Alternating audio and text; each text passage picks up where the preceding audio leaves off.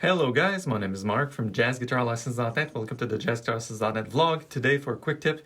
And now that I know that you've seen me in my natural habitat, which is the studio, I will feel free to pick up this thing and just walk around a little bit and show you around. And now that I figured how to get this thing to track my face. So anyways, today's tip is pretty simple. It's going to be super straightforward. I'm not even going to pick up a guitar. Well, maybe I will.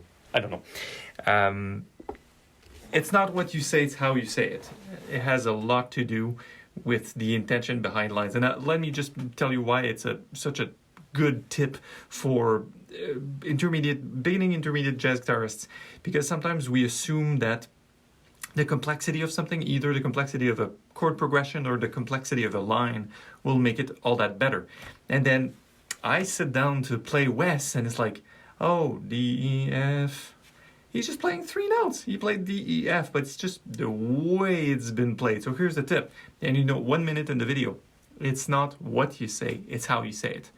And I'm going to bring this to a real life example that is not just jazz, but I watched a documentary recently. They talked about the perception of words, and the energy and the intent behind words is much more important. So they had 4 girls watching a guy that had a dating profile online, and he said something like, I guess you could say I'm a pretty outgoing guy. And they shot the same video, the same guy showed it to 4 different girls, same words, but the energy was, well, you could say I'm a pretty outgoing guy.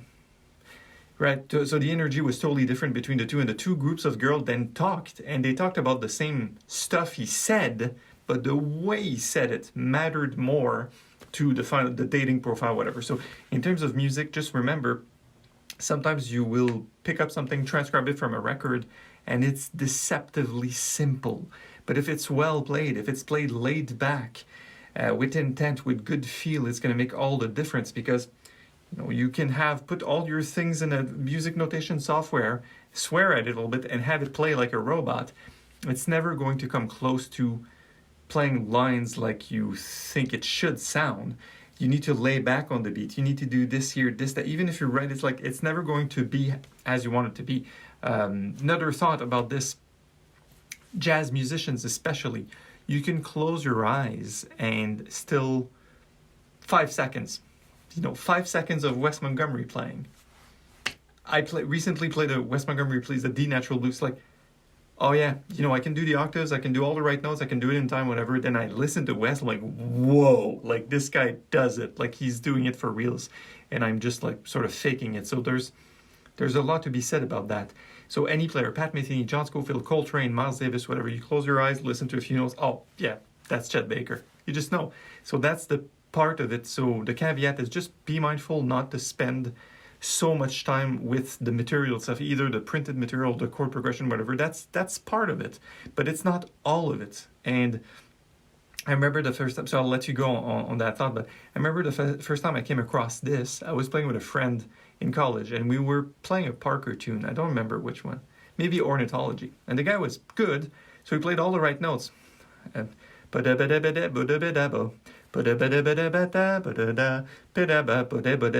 like, this doesn't sound like this. You read it, right? You read it on paper. Wait. So it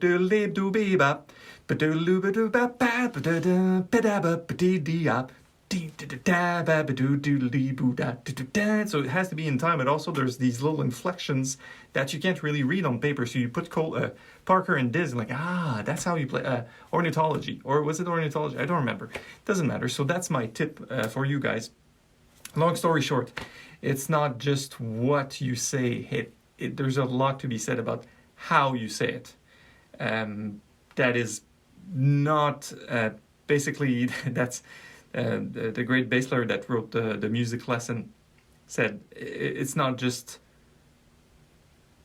what we call music theory is actually note theory, and then he starts to spell out all the different things that are not notes that are still in music that you could learn in theory. You could learn them.